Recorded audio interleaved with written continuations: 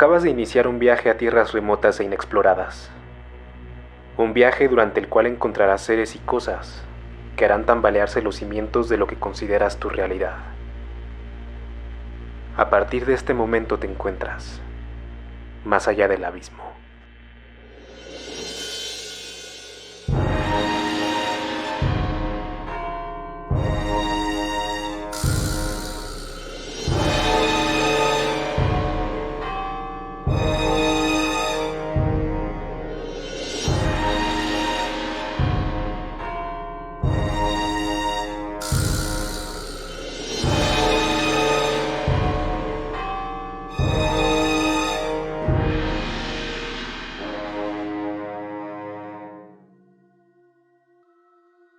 Buenas noches, bienvenida y bienvenido a Más allá del abismo.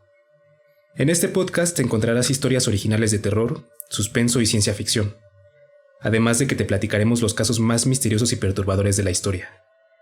Así que prepara tus nervios, porque quizás no te has dado cuenta, pero desde que le diste play te encuentras más allá del abismo. Una vez más estoy acompañado a la distancia del buen Lord Sagnar, a quien le corresponde ser el anfitrión de este episodio y traernos el tema, pero además estamos acompañados de una gran invitada con quien estuvimos esperando mucho tiempo poder grabar.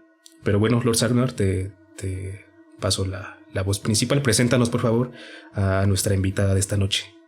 Hola, ¿qué tal, mi buen Johnny? Chico malo, eres chico malo. ¿Cómo estás, hermano? Pues un gusto tener aquí el día de hoy a nuestra maravillosa invitada, que es pues una gran amiga y excelente podcaster. Y bueno, tenemos aquí, damas y caballeros, a Tania Mino de Perfil Criminal, el podcast. Tania, ¿cómo estás? ¿Qué tal? Buenas noches, chicos. Yo aquí bien, un poquito afónica, pero con muchas ganas de poder entrar más allá del abismo aquí con ustedes. Bienvenida, así que es un gusto tenerte aquí después de tanto tiempo, después de tantas complicaciones referente a nuestro podcast. Particularmente se nos complicó ahí bastante el poder crear este episodio, pero hoy tenemos el gusto de iniciar esta sección de invitados con una grande, la verdad. Y pues nada, justamente queríamos como ver qué onda con tu crecimiento, que has estado ahorita a full, y platícanos un poco porque viene la segunda temporada de tu podcast, por cierto. Así es. Bueno, toda la primera temporada, que duró 6 meses, fue de asesinos seriales mexicanos. Les comentaba ahí en privadito que es el único podcast que existe que habla exclusivamente de asesinos seriales mexicanos. Usualmente mezclan otros países, pero ya me voy a unir a la parte de otros países porque vi que la audiencia estaba creciendo mucho en la parte latinoamericana, en Argentina principalmente, Perú, Colombia y otros países. Entonces, pues sí está padre hablar de asesinos seriales mexicanos. Ese era mi objetivo inicial del podcast y lo disfruté mucho, pero considero que también debo darle a la audiencia algo que los involucre más, porque mi público ya no es solo mexicano. Entonces también en agradecimiento a todos los escuchas, pues platicar un poquito de algo que de su país, no tan positivo, pero al final de cuentas de su país, lo hará un poco más interesante para los escuchas. Claro. Oye, Tania, claro. Y ahorita el tema de los asesinos seriales está muy de moda. No sé desde hace cuánto, pero pues hay varios podcasts que abordan este tema. Nosotros incluso hemos también pensado en un futuro abordar algún asesino serial, ¿no? Pero, ¿por qué crees que esté tan de moda este tema? ¿Qué crees que es lo que le llama tanto la atención a la gente de los asesinos seriales? Considero que, aparte de que ya está normalizada la violencia, porque antes hablar de un asesino era como que, uy, qué miedo, por la parte de la violencia, ahorita ya está normalizada. Entonces ese es un punto que considero a favor de por qué está de moda, se podría decir de moda los asesinos seriales.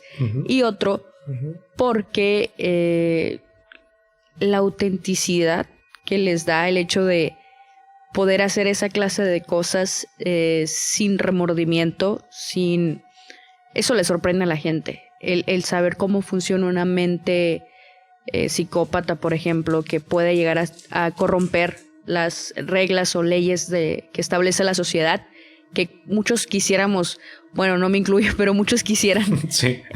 romper esas leyes, esas reglas y sentir esa adrenalina de decir estoy haciendo lo incorrecto. Entonces, a muchas personas les llama la atención conocer eso por curiosidad o porque hay deseos internos de querer hacerlo. Obviamente no se presentan todos los casos, pero es uno de los puntos que considero por el cual el contenido de asesinos seriales está ahorita en tendencia en muchos lugares. Muy cierto esta parte de que genera morbo al escucharlo, porque bueno, yo también escucho tu podcast, justamente tuvimos el gusto de conocernos, y la verdad es una experiencia interesante el poder enterarte de cómo es que, bueno, en este caso somos mexicanos, enterarte cómo es que este caso que tuviste en las noticias hace unos cuantos meses, porque me tocó ver el monstruo de Toluca, por ejemplo, cómo es que este caso tú lo vas narrando y todo lo que pasó y sus entrevistas, o sea, la verdad tu trabajo es increíble, es maravilloso. Entonces ahora que lo vas a pasar a otros casos, pues de otros países latinoamericanos, me imagino que va a estar, no sé ni qué esperar, la verdad sé que va a estar muy chingón, la verdad, felicidades por tu podcast. Muchas gracias, chicos. Ustedes también tienen un podcast increíble y con unas voces espectaculares a la hora de ponerme los audífonos. Es algo que disfruto bastante cuando los escucho. Muchas gracias, Tani. Y hoy por fin te encuentras de este lado del abismo y de hecho estás aquí, aparte de que somos amigos y todo, porque estamos seguros de que has tenido experiencias pues relacionadas quizás con lo paranormal o con el terror, el horror, suspenso o quizás la fantasía. Cuéntanos, Tani, ¿qué es lo más extraño o creepy que te ha pasado? Lo más extraño o creepy que me ha pasado. No directamente, bueno, no sé si entra dentro de lo paranormal, pero ¿ustedes creen en las señales divinas? Ok, sí, un poco. Yo sí. Yo soy atea, agnóstica, se podría decir. Y me pasó algo muy curioso que para mí eso es lo más extraño y extra normal que me ha pasado en mi vida. Que no me voy a extender mucho, pero mi abuela estaba en el hospital y todos los doctores ya la habían desahuciado y nos habían dicho que ya iba a fallecer en las próximas horas. Entonces, un primo me invitó en varias ocasiones a la capilla a rezar. Y yo le decía que no, porque la verdad no me nací, no es algo que considere, o tal vez no consideraba real, por así decirlo. Entonces en diversas ocasiones durante ese tiempo me estuve invitando a rezar a la capilla. Y yo le decía que no, que al rato, y le ponía pretextos. Después accedí a ingresar a la capilla y él se puso a rezar. Yo fui a catecismo hace un montón de años, la verdad ya no me acuerdo exactamente cómo rezar, entonces yo solo cerré los ojos y lo escuchaba rezar y no sabía qué hacer ahí, me sentía ajena. Y dije, yo estaba muy triste y dije, según yo, a Dios o algo así, que pues yo no creía, que yo estaba ahí por obligación, pero que en ese momento de mi vida tal vez necesitaba creer. Y yo necesitaba una señal que me hiciera creer que realmente iba a estar todo bien. Y al salir de la capilla, no les miento, chicos, no pasaron ni 5 minutos cuando llegó una señora y empezó a hablarnos a todos. Se podría decir que era una predicadora, pero la señora me empezó a mirar fijamente. Y en el hospital había mucha gente, pero me empezó a mirar fijamente. Y empezó a decir cosas que yo había dicho en mi plática interna con Dios. Cosas como me dijo que ella era mi señal, que ella se había levantado ese día con la misión de venir a dar esa señal que había pedido. Y mi otra abuela se me quedó viendo y me dijo, ¿la conoces? Y yo no. Entonces me empezó a poner muy nerviosa lo que estaba diciendo porque eran cosas que realmente me estaban llegando. Y me levanté para irme al baño. Y cuando yo me levanté, ella me seguía con la mirada. Y se volteó y me siguió. Y yo cuando salí del baño, me dijo, ya sé que te dijeron que ese familiar que está aquí está desahuciado y que va a morir en las próximas horas. Pero no es así. No es así. Hay tiempo de arreglarlo, de despedirse quizá. Y me dijo cosas, en este momento igual no me acuerdo de todas las cosas. Pero me rompí porque me estaba hablando a mí. Fue algo súper extraño. Para mí me explotó la cabeza. Entonces lloré y fui y la abracé. Yo sin conocerla. La abracé y cuando la abracé me dijo al oído: yo vine aquí por ti. Wow. Y me empezaron a temblar las piernas. O sea, fue algo bien extraño porque me dijo cosas muy íntimas, muy precisas que yo había dicho. Y no parecía algo general, como que para todos. Ajá. Entonces la invité a un café. Y me dijo que ella en ocasiones solía ir al hospital a dar charlas para dar ánimo a los familiares. Pero me dijo que ella vivía muy lejos. Ella vivía en otra ciudad, en un pueblo aledaño a mi ciudad. Nada cerca. Y me dijo que ese día ya no iba a ir. Pero que algo le dijo que ella tenía que venir a dar una señal y que le dijo que exactamente qué decir. Y fue súper extraño porque ella fue a ese lugar. Ella iba a muchos hospitales, pero fue ese día porque algo le dijo que tenía que decir esas palabras justo en ese momento.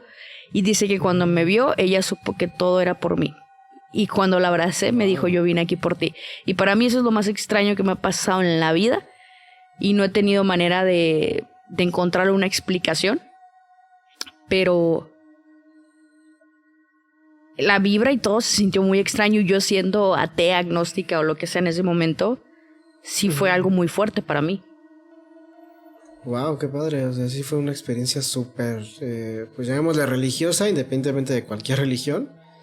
Pero muy profunda, ¿no? Estuvo muy, muy cañón, Tani. La verdad estuvo... Sí, pues y me sí, dijo sí. las enfermedades y todo que tenía mi abuela. O sea, todo fue muy exacto, muy preciso. El hecho que me haya dicho que yo era su misión, que es que ella era la señal que yo había pedido. O sea, me dijo: yo soy la señal que tú pediste. O sea, todo encajó perfectamente y al punto de que me rompí y me hizo llorar. O sea, no sé cómo explicarlo. Y mi abuela no falleció, o sea, falleció a la semana, pero ella dijo que había tiempo de despedirme. Ok. Está súper intenso porque Wow. creo que por lo general cuando uno pide una señal esperas ver así como una paloma, ¿no? Algo que el cielo se abra y una luz baje, ¿no? Pero creo que muchas veces eso es pues más sutil, ¿no? Es mucho más... no sé, tal vez son cosas más sencillas, ¿no? Pero en tu caso sí estuvo muy, muy claro, ¿no? Sí fue muy específico, Sí. muy evidente. La parte cuando me levanté para irme de ahí, de la sala, al baño, y que ella me siguió y caminó detrás de mí, cuando salí, mi primo y mi abuela me dijeron: oye, y me lo dijeron así: parece que te lo está diciendo a ti. O sea, todo el mundo se percató y se dio cuenta de que de las decenas de personas que habían en la sala de espera, ella se dirigió totalmente a mí. Y fue algo muy revelador, o no sé cómo explicarlo, pero creo que ninguna experiencia paranormal que yo he pasado supera eso. Es muy extraño. Wow, no, está increíble tu historia, Tani. Primero que nada, gracias por compartirnosla, ¿no? A nosotros y a los escuchas que van a estar atentos a este podcast, porque pues es una experiencia muy personal, en serio, gracias, ¿no? Lamentamos mucho lo de tu abue. Y pues de hecho también digo, ya esto es de mi parte, pues justamente, ¿no? Coincidimos en este espacio, en este podcast, como seres que están conectados. Esa es mi creencia, ¿no? O sea, tú conoces a la gente que tienes que conocer y bueno, pues nos conocimos en una circunstancia muy única y el día de hoy aquí estamos en este maravilloso espacio llamado Más Allá del Abismo, Tani. Así es. Sí, porque la verdad, digo, tal vez pues obviamente los escuchas no lo saben, pero Tania, desde que comenzó este podcast, nos ha apoyado muchísimo y ha estado siempre desde el inicio, dándonos muchos ánimos, haciéndonos promoción incluso en sus redes. Y ha sido mutuo, ha sido mutuo totalmente. Sí, eso por supuesto lo apreciamos muchísimo. Sí, maravilloso el poder conocer gente tan maravillosa como Tania y otros tantos que seguramente vamos a conocer aquí en un futuro. Y justamente hoy quiero platicarles, pues, sobre el tema que nos involucra el día de hoy. Entonces no sé si estén listos, ¿cómo se sienten? Dale. Dale. Yo estoy ansioso por escuchar esto. Venga, pues venga. Les voy a decir la clásica frase. Ok. Y tendrán que adivinar un poco sobre qué se va a tratar este episodio, ¿vale? Venga. La frase es la siguiente. La guerra es el arte de destruir hombres. La política es el arte de engañarlos. Esto lo dijo Jean Lerond Alembert. ¿Les dice algo esta frase sobre lo que vamos a hablar el día de hoy? Pues yo me imagino que tiene que ver con política, obviamente. Tal vez algún homicidio dentro de ese contexto. Algún crimen de Estado, algo relacionado con la corrupción. No sé, algo por ahí me imagino. Coincido. Inteligente. Ok, venga. Le dieron con todo. Por ahí va, pero no tan así.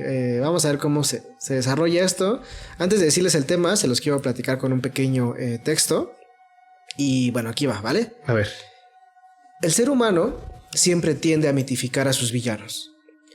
Sin necesidad de irnos a estos clásicos cuentos con madrastras, brujas y hadas mágicas, podemos notar que una cantidad enorme de criminales han llegado a escribir su nombre en las páginas de la historia con cierto halo de misterio, respeto e incluso admiración.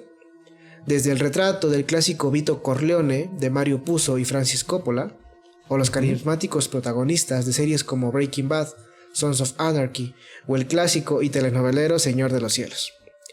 Todas y cada una de las adaptaciones antes mencionadas nos otorgan un tipo de criminal específico, pero han sido pocas las mafias que despiertan tanto el interés colectivo y que se mantienen vigentes al día de hoy, como lo es la Yakuza, el crimen organizado japonés. ¿Qué tal? ¿Habían escuchado sobre este tema? Yo no, pero suena curioso e interesante. Yo, pues, me suena el nombre. Me acuerdo de un episodio de Los Simpson en el que sale los Yakuza que te matan 5 veces antes de que toques el suelo. Pero oye, es cierto.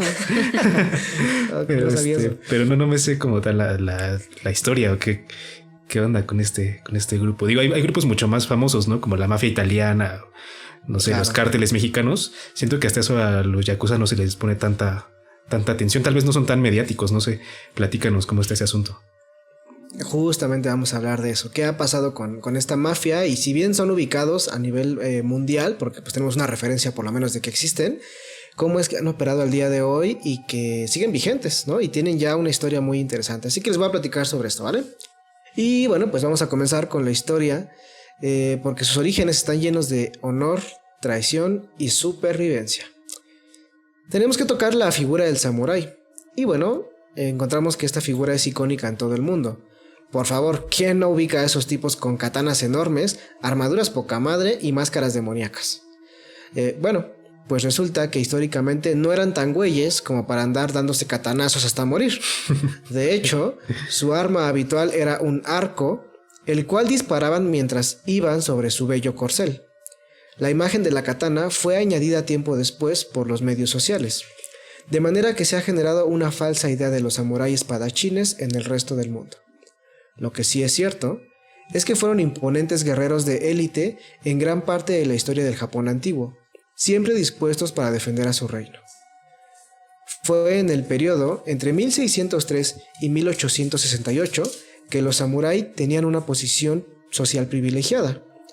Esto era gracias a que representaban la fuerza militar del país, además de que prestaban servicios de seguridad a la comunidad. Todo esto por mandato directo de los señores feudales, que eran conocidos por el nombre de daimyo. Un samurái era un hombre que tenía dominadas las artes marciales, además de entrenamiento militar con arco y espada. Técnicamente eran soldados muy bien formados que servían a un señor. Sin embargo, todo ese poder se salió de control cuando en la Tierra del Sol naciente decidieron trabajar el tema de la paz. Después de años de guerra, la tranquilidad comenzaba en Japón gracias a un gobierno unificado, por lo que no eran necesarios tantos samurái en el país. El gobierno despidió a los samurái que trabajaban para los daimyo y se les dieron un par de opciones. Podían dedicarse a ser campesinos en los suburbios o ser sirvientes leales con un sueldo fijo para el nuevo gobierno. fueron muy pocos los que decidieron convertirse en vasallos. Con el nuevo mandato, comenzaron a emitirse leyes que desprestigiaban a los samurái. Una de estas prohibía la práctica de artes marciales, además de los duelos entre samurái. Esto provocó que todos aquellos que habían quedado desempleados buscaran dinero en el mundo sucio del tráfico de lenguas de hormiga. No se crean, eso no es cierto. No, algunos se dedicaron de hecho a ser asesinos a sueldo. A estos samuráis sin dueño se les denominó ronin. Algunos otros se dedicaron al tráfico, contrabando y robo de mercancía en puertos y en alta mar. Digamos que eran piratas de ojitos pispiretos. Pero bueno, hasta ahorita, ¿qué piensan de lo que les he platicado? Que es la introducción. Pues mira, ya me había dicho que no sabía del tema, pero ahorita que Johnny dijo lo de los Simpson, me acordé y como que ya me dio toda una idea del panorama, ¿no? Ya estoy entrando en conocimiento, ya recordé. Vale, tú, Johnny, ¿qué piensas? Pues mira, creo que cuando hablamos de Japón y los japoneses, está mucho como esta idea de disciplina, ¿no? De honor, de cosas muy bien hechas, lealtad, claro. Siempre pienso en lealtad cuando pienso en los japoneses. Yo pienso en cosas muy bien hechas, güey. O sea, como en artefactos así como de manufactura hermosa, ¿no? Y bueno, una cultura increíblemente rica, por supuesto. Sí, claro. Entonces, pues nada, o sea, esto que nos platicas me recuerda. Bueno, no, tal vez no tenga tanto que ver al tema de los Zetas. A lo que tú no eres. Sí. Ni constante, ni derecha. Me recuerda todas mis deficiencias, todos mis complejos. El tema de los Zetas. Sí, exacto, iba a decir uno de los Zetas. Sí, ya. Okay. Sí, justo. Pero bueno, de los Zetas no estamos hablando también de personas de mucho honor, ¿verdad? pero sí hablamos de un grupo criminal. Ni con personas de mucha disciplina. Claro. Pero sí hablamos de un grupo criminal que surge a raíz de ciertas circunstancias sociales y que tienen que ver con el gobierno también, ¿no? Pero bueno, síguenos platicando, por favor, porque creo que no pude conectar muy bien esa idea en este momento. Dale, ahorita van a llegar más cositas interesantes, dale, ¿no? Pero bueno, tenemos entendido entonces que vienen para empezar de los samuráis, de una figura de honor y muy interesante. Vamos a ver qué pasa. Sigamos con aquellos samuráis que buscaron hacer relucir sus habilidades y ganarse unos yenes por ello. Algunos comenzaron a organizarse en grupos paramilitares que cuidaban ciertas regiones. A cambio, obtenían comida, hospedaje y otras comodidades. Desafortunadamente, otra parte de ellos empezó a ver lo sencillo que resultaban los negocios en el bajo mundo, por lo que comenzaron a controlarlos desde apuestas, lavado de dinero, tráfico de drogas y armas, además de la extorsión a negocios y mucho más. A través de los siglos siguieron colocándose en las distintas esferas de Japón y nadie podía detenerlos. El nombre del grupo tiene un origen incierto, aunque se cree que surge en un estilo de vida conocido como Bakuto, quienes son apostadores. Los Bakuto tenían muy mala fama en Japón, esto debido a que apostar es considerado como un delito y por eso sufrían de rechazo social.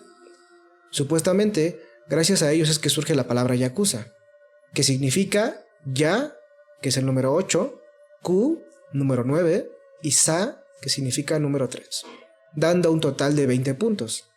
Esta es la peor combinación de cartas que puedes tener en un juego conocido como Hanafuda. Ahora regresemos de nuevo a sus avances como organización. Poco a poco, la Yakuza siguió colocándose en la sociedad desde un perfil bajo. Se dividió en distintos clanes, entre los cuales el más reconocido es el Yamaguchi-gumi, fundado por el señor Harukichi Yamaguchi en 1915. Así es, hablamos de 105 años de la formación de este grupo delictivo. El señor Yamaguchi no era un samurái, ni andaba con la katana de fuera. No, para nada. Él simplemente se dedicaba a estibar en los puertos de Kobe. Para los que no sepan qué es estibar, porque yo tampoco lo sabía, se refiere a que realizaba carga y descarga de los barcos que llegaban al puerto. Comenzó sus actividades ilícitas utilizando los contactos que le brindaba su trabajo. Apenas se reflejaron sus ganancias, empezó a invertir en la industria musical. Se dedicó a representar a cantantes de cierto género Posteriormente puso en funcionamiento salas de juegos y por último comenzó a rentar servicios de vigilancia en teatros. Los años de la Segunda Guerra Mundial no dejaron un gran margen de actuación a la yakuza, pues los jóvenes fueron llamados a enlistarse en el ejército. Para llegar a la edad de oro de la yakuza, tenemos que trasladarnos en el tiempo hasta el fin de la Segunda Guerra Mundial y al momento en que Taoka Kazuo se puso al frente de la organización Yamaguchi Gumi en junio de 1946. A decir verdad, antes de que llegara su era de oro, los yakuza decayeron y se dedicaban particularmente a extorsionar a pequeños locales y a mantener los sitios de apuestas. Eso hacía que sus ingresos fueran inestables. Pero con el nuevo líder al mando, se tomó la decisión de dar un trabajo más formal a los miembros de la yakuza, marcando así una nueva etapa para esta mafia. Mediante la fundación de una empresa de construcción, se comenzó con un imperio que duraría décadas, pues gran parte de sus ingresos vendría con este nuevo giro. Además de que retomó la industria del entretenimiento musical y de espectáculos como una de sus áreas más importantes. Permítame explicarles el modus operandi de estos caballeros a partir de esta época y cómo es que llegaron a convertirse en el clan más poderoso de todo Japón. Okay. Todo comenzaba al ofrecer colaboración y mutuos beneficios mediante un clásico ritual de brindis a quienes se sumaban a colaborar con ellos en los espectáculos organizados en las regiones y a atacar sin miedo a quienes se opusieran. La fuerza atrajo al dinero y este creó una fuerza todavía mayor. A mediados de los 60, el clan Yamaguchi Gumi contaba ya con 10,000 miembros activos. Los negocios que en sí mismos no resultaban bastantes miembros para ser una institución que surgió pues de una persona, ¿no? Y empezó a crecer. Solamente este clan, o sea, no solo la yakuza, sino solamente este clan Yamaguchi Gumi, ¿vale? Ok, los negocios que en sí mismos no resultaban llamativos ante las autoridades eran los financieros, los inmobiliarios, los espectáculos, las obras de construcción, agencias de empleo temporal, las demoliciones, el tratamiento de residuos industriales, el cobro de deudas pendientes o la resolución de pequeños conflictos de intereses y roces surgidos en su zona. Aunque también recibían dinero de aquellos negocios turbios que la policía no podía detener. Me refiero a las apuestas, las drogas, la prostitución, los casinos ilegales, los fraudes telefónicos, las cuotas de protección que se imponían a los negocios y los préstamos con intereses muy altos a empresas de alto riesgo. Ok, hasta ahí hablamos un poquito de todo lo que los fue haciendo crecer. ¿Y qué tal? Hasta aquí, ¿qué tal? ¿Cómo van? La verdad me sorprende el crecimiento que tuvieron. O sea, todo empezó básicamente de la nada, como dices, de una persona y se extendió muchísimo. No pensé que fuese una organización tan grande. De hecho, cuando dijo de los Zetas, Johnny, me quedé pensando también en los Maras Salvatruchas. Porque una de las peculiaridades de este grupo son los tatuajes. Entonces, ya recordando el tema, también tienen tatuajes muy representativos el grupo de Yakuza. Ok. ¿Tú, Johnny? Sí, pues nada, o sea, ellos tienen la clave de los negocios, ¿no? Que es diversificar. O sea, ahora sí que le entraron a un buen de cosas distintas. Y nada, o sea, pienso en cómo... Bueno, quisiera dejarlo eso un poco más para la reflexión. Claro. Pero pienso en cómo estos grupos terminan permeando en cosas que a lo mejor no te imaginas, güey. No en negocios que de los que a lo mejor no tienes la menor idea, que para ti son cosas de lo más normales, de lo más comunes.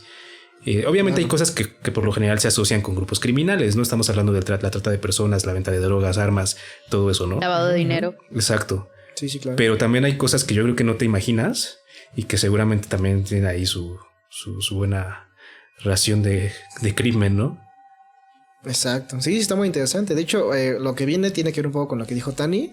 Y muy cierto, lo que mencionas, Johnny, tiene que dejarse para la reflexión, porque sí está muy interesante cómo es que la yakuza se empieza a generar un espacio no solo por debajo del agua, sino también con la ciudadanía. Pero bueno, voy para allá, ¿vale? Venga, dale. Ok. Otra condición que caracterizó a la nueva generación de los yakuza fueron los tatuajes. Tatuajes que abarcaban gran parte de sus cuerpos y que suelen tener un significado muy profundo. Estas marcas en la piel son elaboradas con una técnica antigua. No son como los tattoos express que te haces en un mercado por $10. No, estos tatuajes son caros. Aproximadamente cada sesión cuesta $12,000 y se hacen cada semana alrededor de un año, hasta que el cuerpo de la persona quede marcado con el símbolo inconfundible de un yakuza. Por otro lado, también es bien sabido que en Japón se ve mal a las personas con tatuajes por esta cuestión. Así que se recomienda que si vas a Japón y no quieres ser discriminado, oculta tus tatús con ropa de manga larga. Si de casualidad con esa ropa llegan a verse, la gente entenderá que buscas cubrirlos por respeto y no tendrás problema alguno. Regresando al significado de los tatuajes de un yakuza, bueno, resulta que ellos eligen algo que represente sus virtudes o hasta una escena de su vida. Esto es sabido por un gran fotógrafo encubierto a quien quiero dar crédito. Su nombre es Anton Kosters y se infiltró en un clan yakuza por 2 años para poder documentar su estilo de vida. De hecho, se vio involucrado en un clásico dilema que atañe a algunos mexicanos, pues en sus propias palabras rompe la dicotomía sobre lo que representa la yakuza para la sociedad. Y cito: hay una zona muy gris, muy turbia, en la que hacen cosas buenas. Por ejemplo, tras el tsunami, fueron los primeros en aparecer en la escena a ayudar, pero al mismo tiempo se involucraban en cosas malas. Ok.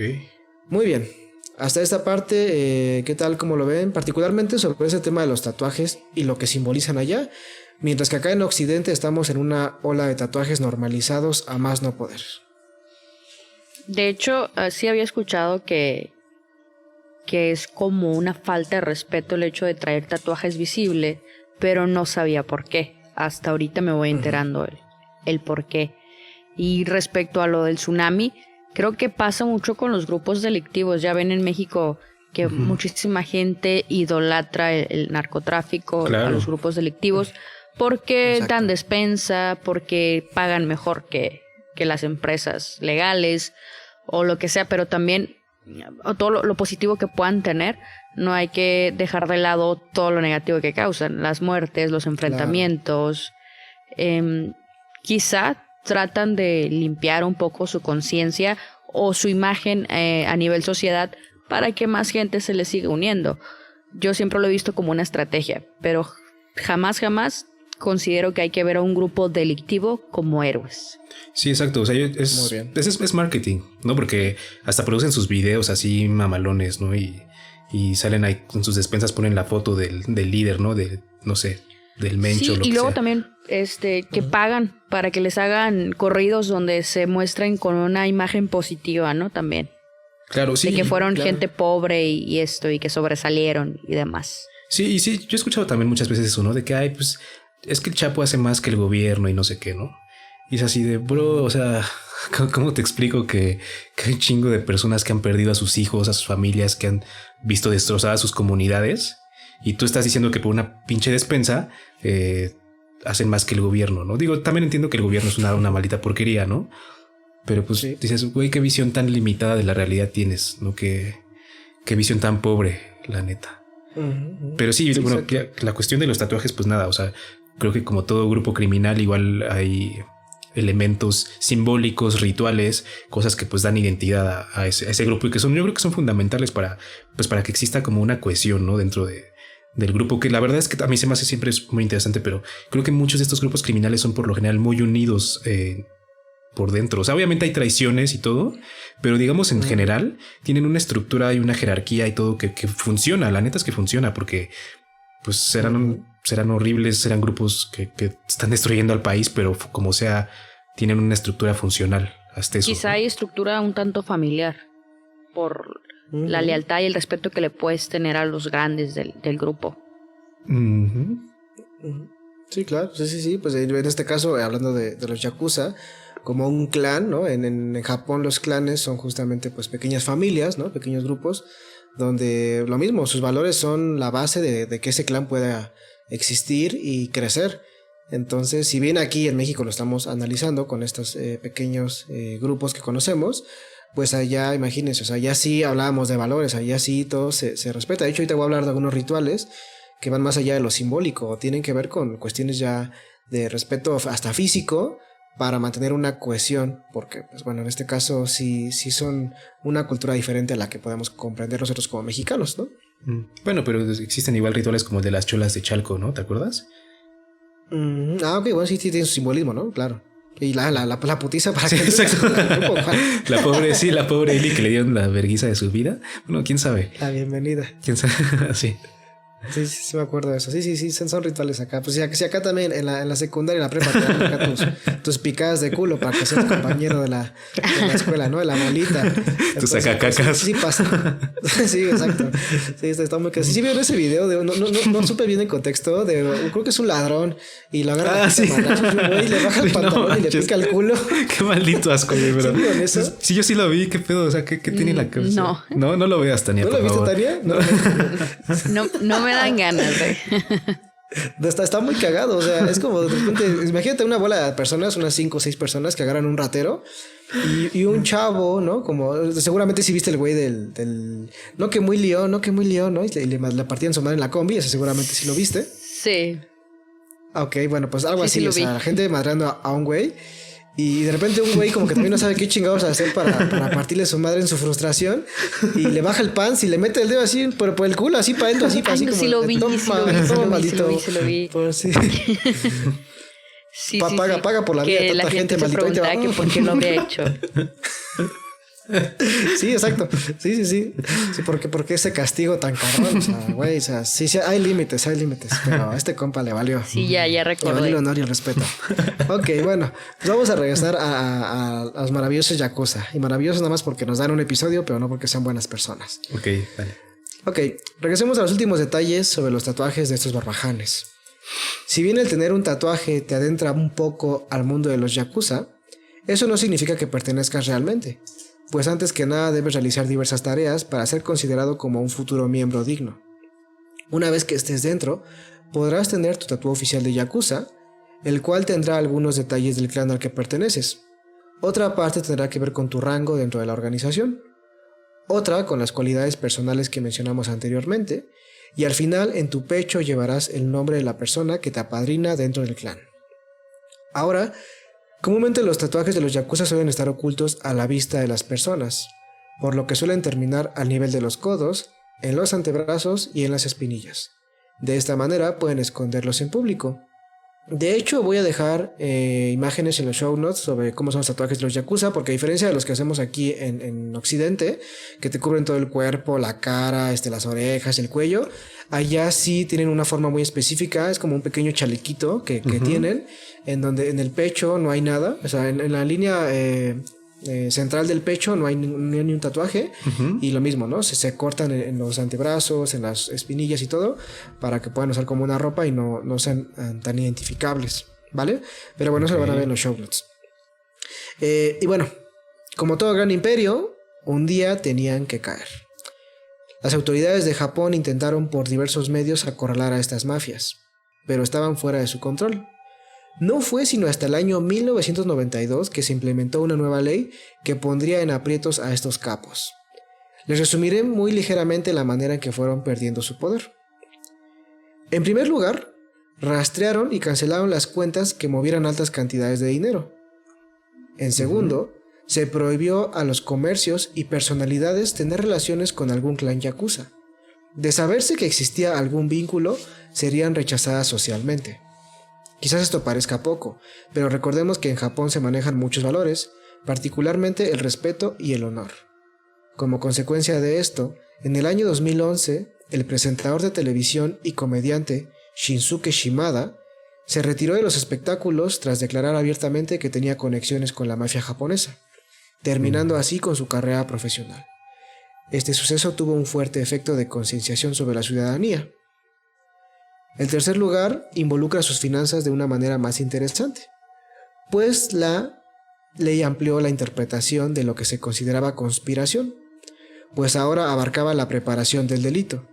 Gracias a esto, fue posible proceder legalmente contra los jefes por los delitos que cometían sus subordinados, además de que en los procesos civiles fue posible obligar a los jefes a pagar indemnizaciones como empleadores por los daños derivados a terceros de las actividades de sus subalternos. Con estos cambios, todo lo que los protegía anteriormente quedó vulnerable.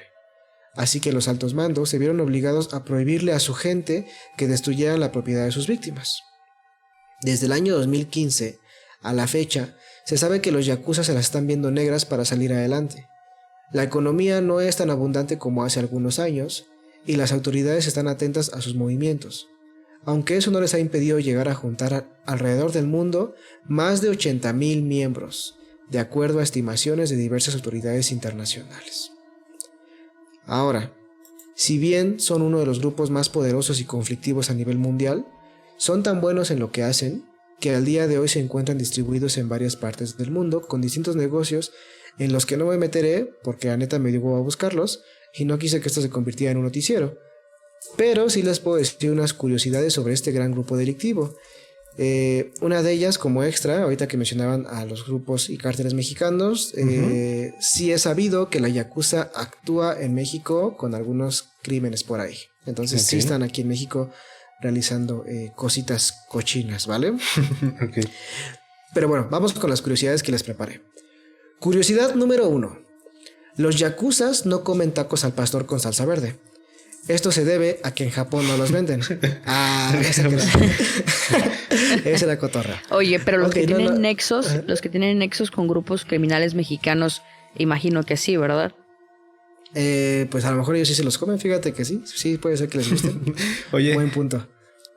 ¿Y cuál es en todo esto el papel del señor Kawasaki? Papi, qué bueno que tocaste porque sí lo voy a mencionar, por cierto. ¿Y eso en qué afecta? Eso en qué afecta al señor Kawasaki. No, sí, dicho Tani, si escuchaste el episodio anterior, sí justamente tocamos esto. Ahorita voy a hacer una referencia, pero sí, el señor Kawasaki está por aquí. Ay, qué bueno, hacía falta saber el señor Kawasaki. Sí, venga, por ahí va una curiosidad, venga. Pues bueno, ya en serio, hablando de las curiosidades que les traigo, uno de los castigos más usuales entre los yakuza es el yubitsume. Este consiste en mutilar una parte del dedo meñique para ofrecer disculpas a un miembro superior de la mafia, aunque esto los dejaba expuestos como un integrante oficial de dicho grupo delictivo, por lo que tenían que vivir en la discriminación constante. De hecho, hay juegos y dibujos animados que han llegado de Occidente y en Japón han tenido que ser modificados para evitar confusiones. Por mencionar algunos ejemplos, Mickey Mouse, Los Simpson, Bob el Constructor, entre otros, se han visto en la necesidad de modificar las manos de sus personajes y darles 5 dedos. De esta manera, las niñas y niños del país nipón no verían con malos ojos estas caricaturas. Ok. Otra curiosidad tiene que ver con las mujeres que forman parte del grupo. Poco se habla sobre ellas. De hecho, lo que se sabe es gracias a una mujer fotógrafa llamada Chloe Yaffe, quien también se adentró en el mundo de la mafia para poder obtener información al respecto. De acuerdo a Chloe, las mujeres no pueden formar parte del grupo por sí mismas, pero si se casan con uno de sus miembros, son parte absoluta del mismo. Su papel es pasivo. Su único deber es ser el de una ama de casa más, con la diferencia de que no saben si su marido llegará a casa con vida ese día. La siguiente curiosidad involucra el poder de las redes sociales. Pues resulta que en el año 2018 se pudo atrapar en Tailandia a un capo de la Yakuza. Todo gracias a que un turista tomó fotos de sus tatuajes mientras el hombre jugaba cartas. Las fotografías se hicieron virales en Facebook y esto alertó a las autoridades sobre su paradero. El hombre detenido respondía al nombre de Shigeharu Shirai, de 74 años. Según las autoridades, era responsable de un asesinato cometido en 2003, por lo que lo extraditaron para que pudiera ser juzgado en la Tierra del Sol naciente. Vale. Les tengo un par de curiosidades más. Venga. El señor Kawasaki Shoso, así es, damas y caballeros, el señor Kawasaki del que hablamos en el episodio Ataque Aéreo a Los Ángeles, episodio que si no han escuchado no se lo pueden perder, por favor vayan a escucharlo cuanto antes, así van a poder entender lo revelador de esta referencia. Bueno, mi buen estimado Johnny y Tania, resulta que el señor Kawasaki sí estuvo involucrado con la Yakuza.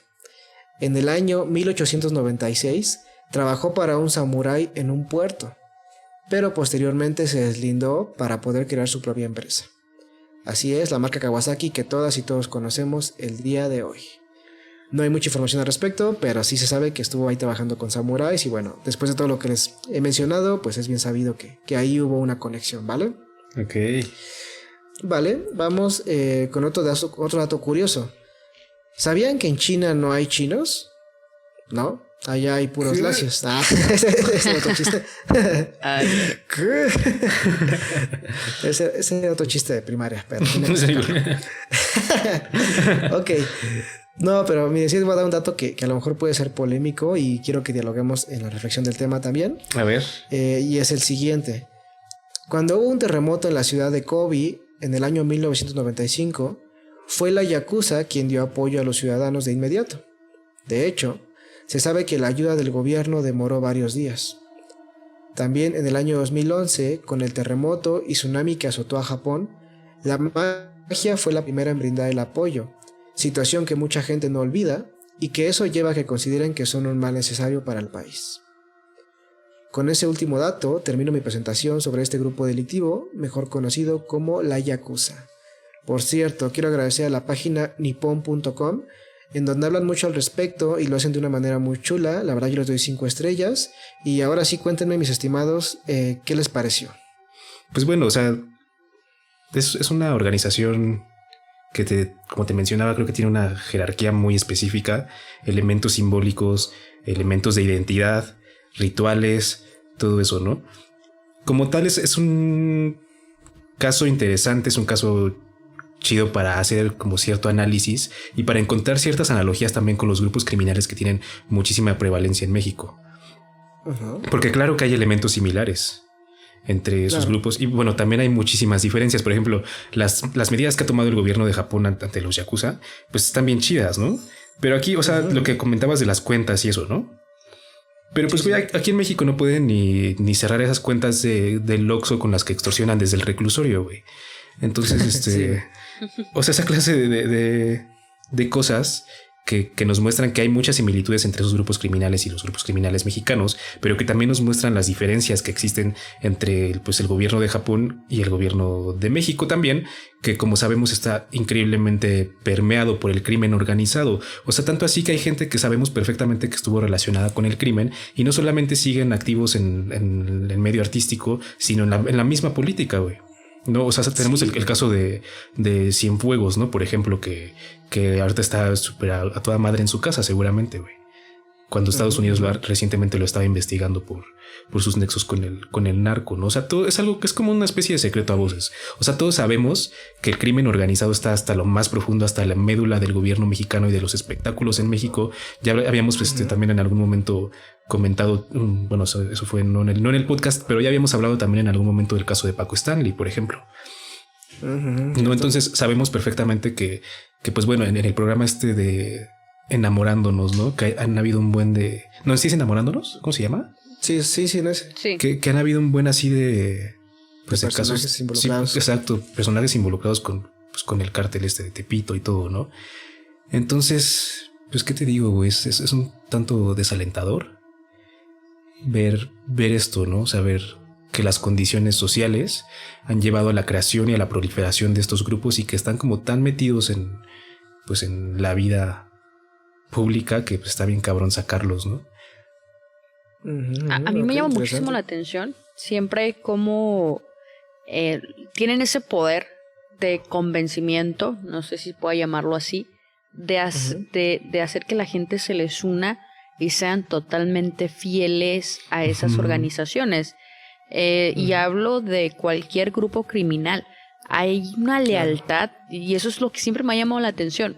¿Cómo tú le tienes lealtad a un grupo o a unas personas que están en una jerarquía mayor a ti, pero no le tienes lealtad a la sociedad?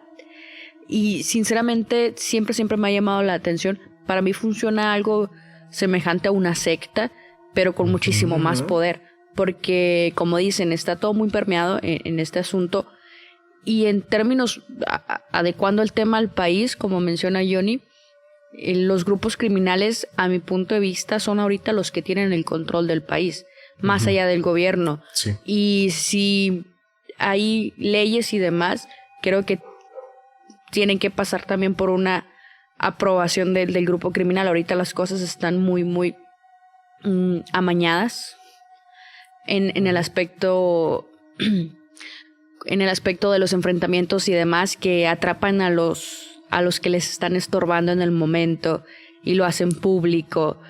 Realmente si el gobierno quisiera, adecuando el caso aquí al país, si el gobierno mexicano quisiera realmente acabar o terminar con el crimen organizado, otra cosa sería, ¿no? Hay acciones que realizan como atrapar a ciertos criminales, pero al final de cuentas todo eso es porque está truqueado, vaya. Cuando atrapan a un integrante de algún cártel, usualmente hay truco detrás, no todo es verídico. Simplemente lo hacen para darnos a entender que están haciendo algo, pero en realidad no es así. Todo es como una obra de teatro donde cada quien sabe qué tiene que hacer dentro de ello, y nosotros somos los espectadores que aplaudimos al final de cuentas. Aunque yo no sé qué tan fácil sería realmente terminar con el crimen, incluso si el gobierno tomara acciones concretas, ¿no? Porque la verdad es que Ay, perdón. Sí. Sí, bueno, lo que iba a decir es que en realidad es un fenómeno que no es únicamente de México. O sea, como ya vimos, pues las mafias en México tienen conexiones con... Pues en Europa, en Japón, por supuesto, distribuyen a Estados Unidos y traen cosas de Colombia y todo, ¿no? Entonces, es un problema que creo que va bastante más allá de lo que pudiera ser nada más el gobierno mexicano, porque yo pienso también que el gobierno de Estados Unidos... Y eso es claro, a lo que me refería, Johnny, disculpa, repito nada más. Sí, no te preocupes. Es que hay demasiados pactos detrás de que al final de cuentas ya el querer accionar por parte del gobierno resulta imposible porque hay mucho interés económico y otros tantos intereses de poder. Pero considero que, por ejemplo, lo de la legalización de la marihuana al final de cuentas era algo necesario, pero no lo han hecho por intereses económicos. Le ponen muchísimos pretextos, pero al final de cuentas es algo positivo. Que sí que disminuye el narcotráfico, sí lo hace. Y aparte genera impuestos y demás. Es completamente positivo. Yo no le encuentro nada negativo. A excepción de los lazos que hay con el crimen organizado en cuanto a la distribución de este producto. Pero como dices, están conectados con más asociaciones delictivas. Entonces no es tan sencillo, pero tampoco es imposible. Creo que ahorita ellos pueden caminar y deshacer y matar gente y hacer lo que quieran en el país sin ningún control. Y al menos eso debería estar regulado. Ok. Bueno, pues en el podcast de Tania Mino y Johnny, la yakuza se fue a la mierda y empezamos a hablar de México. No es cierto, escuchas. No es cierto. Va, que lo llevemos a un contexto mexicano, porque somos mexicanos y obviamente lo tenemos que relacionar porque lo estamos viviendo, ¿no? Oye, aparte tienes razón, digo, qué bueno que tocó esto. Aparte se convirtió así como en el programa de análisis político de las 10 de la noche, ¿no? Así sí, como con Tania Mino y Johnny. Sí. No, y es que sí se da para hablar muchísimo del tema. Y como dice Johnny, esto es algo que va muchísimo más allá. Y el hecho de nosotros estar hablando de esto, al final de cuentas, no representa mucho, pero sí te abre el panorama en varios aspectos. Sí, y tiene que ver con eso, obviamente, que si bien hablé de un grupo delictivo que está al otro lado del mundo, eso está pasando en otras partes y como mexicanos lo estamos viviendo y estamos haciendo un análisis de acuerdo a lo que nosotros vemos, porque justamente esto que tocaste de la marihuana es muy interesante. ¿Quién la producía antes? Pues obviamente gente que venía de estos grupos delictivos mexicanos, lo producía a madres, así que lo traficaba. Pero ahora que ya es legal, ¿crees que ellos van a decir, ay, no chingues, ya no vamos a producir marihuana? Qué pendejos, nos cogieron, hijos de su chingada madre? Güey, no, o sea, ahora van a ser ellos quienes van a legalizar esta venta, ahora la van a hacer legal. Entonces, es lo que decíamos con los yakuza, cómo es que ahora mueven una industria que ya existe, que ellos han creado, y que tú vas a seguir consumiéndole a lo mejor a ellos, pero de una manera legal, o sea, eso también... Exacto, es lo que digo, la eliminación de los grupos delictivos es prácticamente imposible, como menciona aquí tu compañero, que tiene puntos de vista muy interesantes. Sin embargo, el hecho de la violencia y demás, eso es lo no justificable. Creo que puede existir ese grupo delictivo, que claro, no digo que sea correcto, pero regulado, vaya, que no atente tan negativamente en contra de nosotros, la sociedad. Pues sí, oye, además, bueno, hablando de este tema, ¿no? De que de que los grupos criminales tienen presencia en negocios de diversa índole. Yo siempre he pensado, no sé qué piensan ustedes, que las tiendas de colchones tienen seguramente algo que ver con el crimen organizado, güey. O sea, yo jamás en mi vida he visto una persona dentro de una tienda de colchones. ¿Tú has visto alguna, güey? ¿Ustedes han visto alguna? A veces, Pues, pero la sí, verdad, hay compro colchones, un compro montón de panqués, negocios compro que yo digo, buñuelos. nah, Chida tu publicidad a Bimbo. Sí, güey, sí, Que no es patrocínanos, cierto. tío Bimbo. Dale, Tania, perdón. sí, es que hay un montón de negocios que yo digo, ellos tienen alguna clase de nexo o relación con el crimen organizado, con el lavado de dinero, vaya, porque hay negocios que de verdad siempre los veo solos, siempre, Ajá, sí, y justo, pagan sí, renta en lugares súper caros, exacto. con muy buen Sí, sí, sí. estatus, pagan empleados, prestación, todo. Y yo digo, las plazas comerciales, estas pequeñas, no sé si en su ciudad se maneja así, pero que hay muchas plazas como Ajá. de 5, 6, 7 locales que siempre Sí. están solas Sí. y siguen funcionando. Entonces hay un montón de negocios o empresas, microempresas que yo digo, nah, esto es puro lavado de dinero. Porque pues ya es algo que ya tenemos muy normalizado y somos muy desconfiados. Ok, sí es algo que sabemos que está pasando y que ¿qué hacemos en contra de eso, no? O sea, de hecho, al contrario, debo admitir que dentro de esta normalización de la violencia que mencionabas al principio, Tania, existe un miedo, obviamente un miedo generalizado en la sociedad, sobre que a lo mejor tú incluso puedes ubicar al capo de tu colonia y ¿qué vas a hacer? Por ejemplo, es esa idea de, pues ya sabes lo que hace, mientras tú no te metas con esta persona, pues callas. Y entonces pues no va lejos de ubicar una plaza que dice, ¿sabes qué? Esta plaza obviamente aquí se ve que se juntan hasta los meros, pero pues ¿quién puede hacer algo, no? O sea, sabes que incluso llamando a la policía no van a hacer absolutamente nada porque son ellos los que están más O beneficiados igual si hacen de que algo, esa plaza matarte. existe. Ok. Precisamente. Te digo. Ok. Oye, Lord Sagnar. ¿Quieren alguien?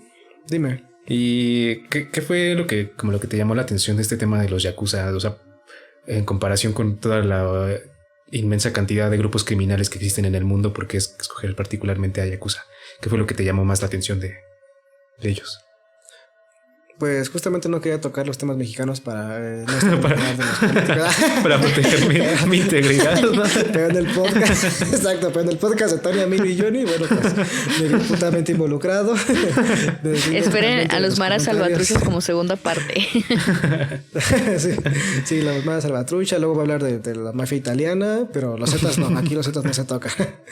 No, la verdad es una cultura que me gusta mucho, sí soy consumidor de cosas de por allá. Y el tema de la Yakuza, pues igual, ¿no? Está muy permeado en juegos que yo he jugado. Entonces fue así como de, pues vamos a hablar de este tema, es un tema que me parece interesante. Y cuando me pongo a investigar sobre ello, pues descubro que viene de otro tema muy interesante que son los samurai. Y pues de ahí dije, no, este tema está chingón para darle y ver cómo es que justamente en un análisis con personas mexicanas se va a llevar a lo que estamos viviendo como realidad en México. Y pues aquí estamos en el podcast de Tania y Johnny. Sí, la verdad es que me hubiera gustado profundizar más en el tema de los yakuza, pero pues creo que tenemos mucho más la referencia. Sí. Tenemos mucho más la referencia de lo que pasa en México porque lo vivimos todos los días, güey, ¿no? De hecho, me Sí, no, recordó está mucho. chido. Me recordó mucho la serie El Dragón. De serie novela, no sé qué sea, de Sebastián Rulli, que está en Netflix. Pero es mencionan a la Yakuza y este hombre se viene de allá y hace aquí, y su familia es narcotraficante. Entonces hacen nexos con diversas mafias y capos a nivel mundial, bueno, Europa y Asia. Y hacen diferentes empresas y todo para lavar dinero. No he terminado la serie, pero está interesante, ¿eh? Está interesante ver cómo funciona toda esa parte formal o legal a vista de los demás en la parte de lavado de dinero. Okay. Sí, Si no la han visto, se las interesante. recomiendo por la parte esta analítica del narcotráfico y las mafias. Ok, sí, no, Ok, creo que no claro. estaría de más ver una serie así, porque creo que todas las series de narcos que hay así en México son más como precisamente Y la pues- onda del narco así guapo, ¿no? Y Muy románticas. Sí, Exacto, y exacto. como él estaba viviendo en Japón, él estaba viviendo justamente en Japón y se viene a México porque muere el jefe, por así decirlo, que es su abuelo. Entonces trae muchas ideas de la cultura japonesa y siempre lo saca a relucir. Y está interesante, ¿eh? A mí me gustó bastante. Ok. Sí, es interesante. Bueno, quiero dar una opinión rápida sobre lo que les decía. Aquí lo que me interesó fue la antigüedad de uno de los clanes, o el más famoso que les mencionaba en el tema de la Yakuza, que ya tiene 105 años de existencia. Y hablando aquí de lo que tenemos en México, regresando a este tema, pues también tenemos ya años de este narcotráfico. Creo que viene desde la Segunda Guerra Mundial. Mi abuelo me contaba algo por ahí, ¿no? Cómo surge como todo este pedo de situaciones de cruce con Estados Unidos y empezar a mover, ¿no? Mercancía y toda la onda, porque justamente, se los platico rápido, mi abuelo me decía que cuando empieza este pedo de la Segunda Guerra Mundial y la gente, pues requerían gente, ¿no? Mano de obra barata, mucha gente se fue para allá, fue así como, güey, están pagando varo para acá, vámonos para allá, ¿no? Y sin papeles, entonces la gente de México empieza a divulgar, güey, pues vamos para allá. Y se empieza a hacer normal el irte de mojado. Esa es la expresión, ¿no? Entonces, de ahí para acá, pues al día de hoy sabemos que es un problema a nivel Latinoamérica, que la gente se vaya para allá a cumplir el clásico sueño americano. Y entonces, pues, también me llama la atención cómo esto se puede relacionar con el tema del narcotráfico o de las mafias. Que yo digo que todo esto se presta para una serie de episodios, además de este, y da mucho de qué hablar y de externar distintas opiniones o posturas a raíz de estos temas, ¿eh? Así que esperen la segunda parte. Está muy interesante el tema y... pues, la segunda parte con Tania Mino. Sí, pero hay que ver qué otro grupo agarramos, porque creo que sí, ya estoy temiendo un poco por mi integridad. No, yo temo por mi integridad en cada episodio guiño. Donde ataco al sistema judicial mexicano, ¿no? Sí te lanzas unas buenas puntadas. Así que ya no le temo a nada. Al aire, así, a ver, hijo de su pinche madre, ¿a quién le cae? Sí, por eso te invitamos para que nos protegieras. Sí, de hecho, el episodio especial lo eliminé de Spotify. ¿Ah, sí?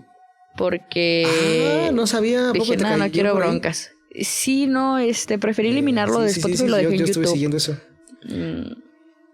Sí, no, la verdad la gente no se lo tomó muy bien. O sea, no todos.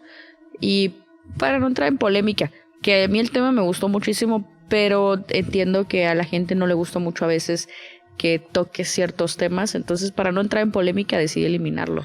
Oye, sí, pero en YouTube sigue disponible. Sí, dínoslo a nosotros. También hemos recibido comentarios ahí muy poco amables por un episodio que tuvimos. Sí. Pero pues nada, o sea, la verdad es que aprendimos que la idea es hablar con toda libertad y con toda confianza, ¿no? Y es que a mí me dijeron que había perdido objetividad e imparcialidad, pero al final de cuentas, que te hayas vendido. Este episodio no es algo único. Creo que en cada episodio hago énfasis en lo mismo. Sí, ¿no? Y de hecho, bueno, como voces del pueblo que somos, como voces del mundo, porque nos escuchamos en todos lados, pues damos meramente una opinión, no es que seamos los mega expertos o la justicia o todo, ¿no? Solamente planteamos un punto de vista que puede coincidir o no con los de algunas otras personas. Y entonces, pues créanos que no buscamos ofender a nadie con lo que llegamos a decir, con alguna postura o con una idea. Y siempre es válido que ustedes nos retroalimenten en los comentarios o con sus ideas, porque eso nos permite a lo mejor incluso ampliar nuestra visión o la de otras personas. Entonces, incluso cuando tocamos temas polémicos como que tiene que ver con algo que estamos viviendo como sociedad, es importante recalcar que no buscamos ofender a nadie. Si alguien se vio involucrado a lo mejor en un tema similar, porque yo mismo me he visto involucrado con algunos personajes cercanos, familiares míos, que han estado a nada o dentro de algunos temas delictivos, y no busco ofender ni nada por el estilo. O sea, realmente es como lo toco con respeto, y aunque hablemos de un tema mexicano que involucre a lo mejor pues sabemos muertes, cuestiones de secuestros, etcétera, lo hacemos con solamente la idea de mencionar un tema o explicarlo de una manera muy respetuosa para todos escuchas.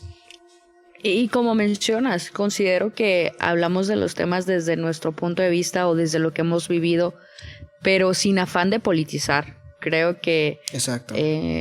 No se trata de eso. No tenemos ninguna orientación, al menos yo.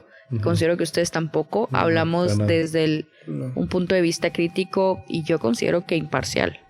O sea, no estamos hablando a favor de nadie. Entonces, esta parte de politizar, la gente se lo toma muy personal últimamente. Sí, sí, es valioso, es su voz, pero pues también hay esa barrera donde hay que entender que, bueno, a lo mejor hablo por nosotros como podcasters, que pues conozco a Tania dentro de la medida posible y conozco a otros podcasters que también se han visto involucrados en polémicas y que estando de este lado les podemos decir sinceramente que no tenemos nada que ver. O sea, como lo dijo Tania, no es ni político ni nada del pedo, o sea, es muy como de, pues, se nos ocurrió el tema y a la chingada, ¿no? Pero no sé qué tenga que decir Johnny al respecto. Pues nada, o sea, obviamente todos tenemos nuestra opinión con respecto a las cosas, ¿no? Yo sí, efectivamente no tenemos alguna afiliación política ni nada. La idea general es que los políticos son una maldita porquería en general, ¿no? Pertenezcan a lo que pertenezcan. Pero fuera de eso, lo que hacemos es externalizar nuestras opiniones y nuestras reflexiones, que es básicamente la intención de este podcast, ¿no? Porque pues hay muchísimos temas de los que podríamos hablar y de los que pensamos hablar también en algún momento, pero algo que intentamos hacer y que también apreciamos mucho en el caso de Tania es ir más allá de lo meramente descriptivo para intentar pues tocar un poquito cierta reflexión, ¿no? O intentar asimilar estos temas en nuestra vida real, nuestra vida cotidiana, ¿no? Ver cómo se reflejan esas cosas en nuestra visión de la realidad. Por ejemplo, lo que mencionabas, Tania, de los grupos criminales como un tanto como sectas, ¿no? En los que hay una idolatría y todo esto. Me remiten muchísimo otras cosas de las que hemos hablado en episodios como el de Antonio Pedro, como el de Jacobo Greenberg, ¿no? En el que hablábamos de esta visión tan distorsionada de la realidad que pueden tener muchas personas y de cómo esa especie de delirio colectivo puede llevar a cosas bien extrañas. De hecho, quería platicarles, retomando esta idea de lo que mencionábamos de las sectas, de lo que es esta cultura que tienen los grupos delictivos o las mafias. Hablemos de lo simbólico, porque eso también es algo que pues a mí me gusta mucho lo simbólico, el pertenecer a algo. Lo platicábamos Johnny y yo en algún episodio. Pues bueno, nos gusta Telema, nos gusta como tal esta pues ideología o religión, y tiene mucho simbolismo. Entonces, ¿cómo es que a través de un grupo delictivo lo simbólico cobra sentido a niveles pues interesantes, y que es justamente lo que romantizan en las series que estábamos mencionando? Porque pues es esto de los narcocorridos, y pues que se simboliza como el sombrerito, y se simboliza pues algo que la gente ubica como parte de la secta o del grupo o lo que sea, y que dices como está chido, ¿no? Que esos güeyes como que tienen acá sus corridos, está chido que todo, y lo vas ubicando, y puedes encontrarlo dentro de la música, por ejemplo, como cada grupo o cada ¿cómo se puede decir? Cada género musical tiene sus simbolismos. Entonces es algo muy interesante, y cómo se adapta a los grupos delictivos de una manera pues también, lo que les decía al principio del podcast, o en el pequeño texto que les mencionaba, de hasta convertirlos en un ídolo en estas series que estábamos mencionando. No sé cómo lo ven ustedes también por ahí. Sí, esta cuestión de idolatrar, la verdad, la veo muy latente. Considero que no solo es aquí, sino en muchas culturas y en muchas regiones. Al final de cuentas, el sentido de pertenencia que mencionabas es algo con lo que prácticamente nacemos, el hecho de sentirnos aceptados o de pertenecer, ya sea a la familia, a tu grupo de amigos, a tu salón de clases. Creo que siempre en el momento de nuestra vida que sentimos exclusión, nos hace sentir súper mal. Y cuando sentimos esa aceptación, hacemos todo por aparentar o por tratar de pertenecer aún más. Entonces, estas personas, especificando nuevamente en los grupos delictivos, al final de cuentas se van con la gente marginada, con la gente que durante toda su vida ha tenido problemas económicos, ha pasado hambre, ha tenido el rechazo del gobierno por una u otra cosa. Porque no le dieron empleo, porque tenían antecedentes penales, ese rechazo de la sociedad o del gobierno, y que al momento de que este grupo delictivo te acepte y te dé cosas que la vida te ha negado, ahí es donde entra la parte de la captación y la pertenencia, y es por ello que creo que cada vez más gente se une y admira a estas personas. Ajá, exacto, a eso, y cualquier secta, cualquier cosa que te permita pertenecer, como bien mencionas, te genera esa ilusión como de, yo quiero estar aquí, yo quiero ese anillo, yo quiero vestirme así. Y lo menciono incluso con las sectas como la que yo llegué a pertenecer. Sí lo recuerdo, ¿eh? Sí, eso en algún punto en un grupo de coaching. Ya, yo lo había mencionado en el podcast. No lo mencioné. Sí. No, creo que sí. Sí, un episodio de mi vida. Pues no es negro ni turbio. ¿Sí lo mencioné? No bueno, al menos yo ya lo sabía. No sé si me lo dijiste o lo mencionaste. Cabrón, chale, no, pues no sé. Sí, yo no me acuerdo que lo hayas mencionado en el podcast, pero... No, a lo mejor en alguna colaboración. Pues ya ves que aquí uno habla y habla. Sí. Miedo. El caso es que, bueno, pues eso, o sea, como en este caso las sectas, y lo mencionaban ahí y estaba muy cagado, digo rápidamente, hablo de esto, decían que, esto es una secta, abiertamente es una secta. Si tú buscas en el diccionario qué es una secta, es un grupo de personas con un objetivo. Somos una secta. Y dices, no, pues sí es cierto, ¿no? Pues ya listo, rompes la idea. Y entonces pues perteneces, porque pues cualquier persona que tuviese ideología de compromiso, de amor y la chingada, puede pertenecer. Entonces, todo esto que hablamos de los grupos delictivos, pues lo mismo, o sea, vas a pertenecer y vas a cumplir con esto, y eres bienvenido, a pesar de lo que sea que hagas, que pues es lo peor de la sociedad, ¿no? O sea, cualquier delito, eres bienvenido, pues qué chingón, ¿no? O sea, obviamente es muy sencillo llegar a un grupo donde te van a aceptar cualquier pendejada. Uh-huh. Y así hay muchos, ¿eh? Hay un montón de grupos donde te redimes de todo lo negativo que has hecho en tu vida y te aceptan. Y no quiero meterme en polémica, pero imagino que ya saben a qué me refiero. Sí, claro. Y un grupo como claro, el que... Como el América. Exacto. Al Cruz Azul, como que la cague, pues vas a estar ahí sin pedos. No es cierto. No es cierto. Si hay fan del Cruz Azul aquí, yo lo respeto. No, pero sí. Pues quiero cerrar como con estas ideas que hemos plasmado sobre, si bien les platiqué sobre un grupo del otro lado del mundo, pues esto no está lejos de nuestra realidad. Tuvimos la época en Colombia, que al día de hoy sigo entendiendo que están en la misma situación. Si ya no está Escobar, sigue al día de hoy el tema por ahí caliente.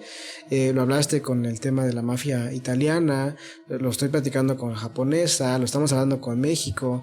En Estados Unidos también se sabe que pues por ahí hay cultura, grupos, ¿no? Que tienen también sus movimientos, etcétera, etcétera. Entonces queremos prestar esta reflexión de que esto está pasando por muchos motivos como los que acabamos de platicar, y que esto se va a detener cuando pues haya acciones tanto por parte de los gobiernos, como lo que está pasando con los yakuza allá en Japón, que ya lo están atorando, tanto como que también nosotros tengamos la capacidad de abrir los ojos, como lo dijo Johnny, con esta idea de o sea, hay un panorama más amplio de lo que es una despensa, y creer que los cárteles están haciendo más por nosotros que el gobierno. Que digo, a lo mejor sí, en nuestro caso como México hay cositas por ahí turbias, como lo que mencionamos, pero tiene que ver con un cambio colectivo, y cuándo va a llegar, la verdad no lo sé, pero espero que sea pronto. Pues no quiero ser pesimista, pero la verdad dudo que nos toque ver eso, pero pues ojalá que sí, esperemos que... Y a nuestros hijos también lo dudo. Ay, sí.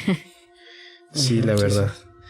Pues qué mal acabar este episodio con una visión tan pesimista. Reflexión tan... Pero... Exacto. Pero bueno, creo que también hay Pero que es ser que yo realistas. considero que en vez de disminuir, esto va aumentando. Totalmente, sí.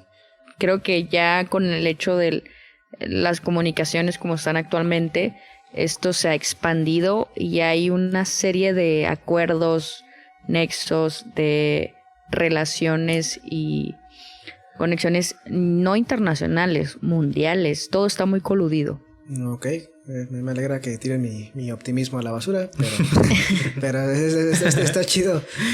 Pues hacer eso es lo que hacemos en este podcast, análisis, ¿no? Y neta, qué chingón, queremos leerlos a todos ustedes en los comentarios. La verdad, mándenos aquí muchos mensajitos y todo lo que piensan sobre este tema tan polémico y particular. Y por supuesto, no dejen de lado al señor Yamazaki.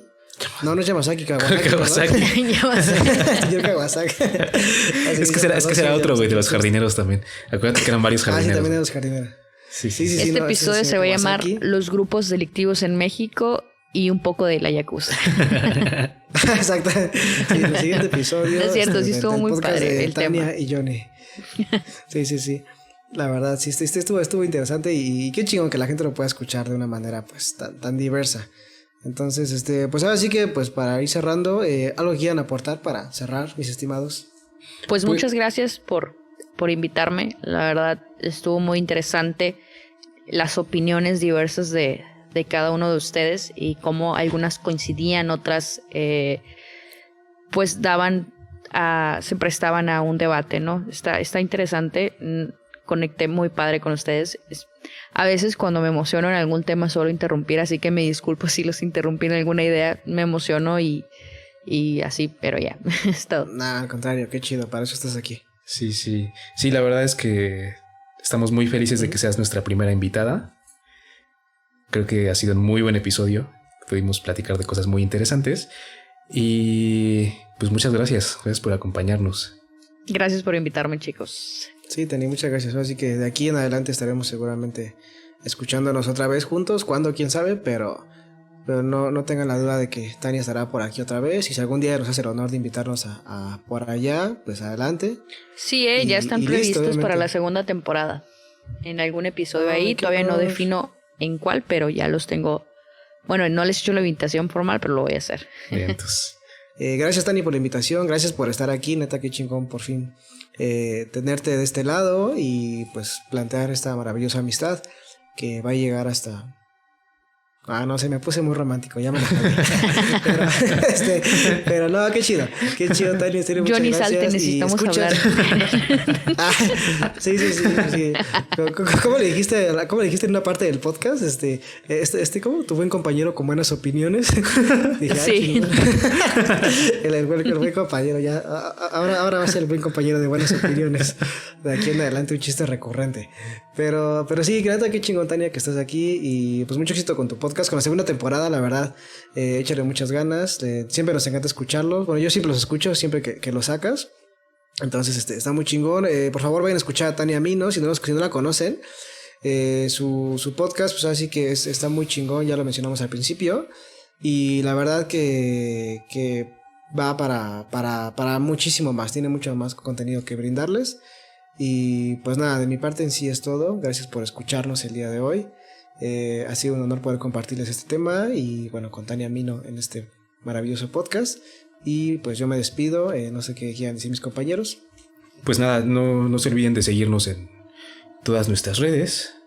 Estamos en Instagram como Más Allá del Abismo MX, Facebook Más Allá del Abismo. Estamos en todas las plataformas de podcast. Estamos en Anchor, Spotify, Apple Podcast, Google Podcast. Estamos también en YouTube. Y recuerden también que nos pueden apoyar en Patreon, en donde pueden donar a partir de $3 y estaría increíble. Y sobre todo nos ayudarían muchísimo compartiendo este podcast, recomendándolo, escuchándolo con sus amigos, conocidos, su familia. Sí, y por favor, Tania, tus redes también, donde te pueden escuchar. Yo te recomendé, pero dinos dónde pueden escucharte. Ok, pues me pueden escuchar en Spotify y en todas las plataformas de podcast. Estoy en plataformas que ni siquiera sabía que estaba, entonces estoy en todas. También estoy en YouTube como Perfil Criminal. Al pobre. No, es que a veces me llegan que me están escuchando en no sé qué plataforma que ni siquiera sabía de su existencia y yo, órale, qué padre. Okay. Porque el mismo RSS se comparte, quién sabe en qué plataformas. Pues como Perfil Criminal en Twitter e Instagram como Perfil Podcast. También estoy en TikTok, estoy como Perfil Criminal. Y en Facebook como Tania Mino Podcast. Entonces nada más busquen Perfil Criminal o Tania Mino en todos lados y ahí les voy a aparecer. Súper bien. Pues ahora sí, como lo dijo Johnny, pues síganos, compartan este podcast, este episodio y todos los demás. A Tania Mino también compártanla, escúchenos con sus amigos, enemigos, jefes de trabajo, compañeros, su gato, quien sea. Ustedes compartan a madres. Y pues muchísimas gracias, escuchas, por estar aquí el día de hoy en un episodio de Más Allá del Abismo. Y Tania, cierro ahora sí con esto. ¿Cómo te la pasaste en este lado del abismo? Muy bien, ya no me quiero ir. Pues ya no te vas a ir, de hecho ya para siempre vas a estar del otro lado del abismo. Atrapada en el abismo. De hecho, ya caíste. Sí, ya una vez que entras de este lado te llevas una parte de nuestro corazón abismal. Así es, mi buen Lord Sagnoir. Bueno, nosotros nos despedimos. Un abrazo en donde quiera que se encuentren. Y no se olviden que el amor es la ley, el amor bajo voluntad. Nos escuchamos muy pronto.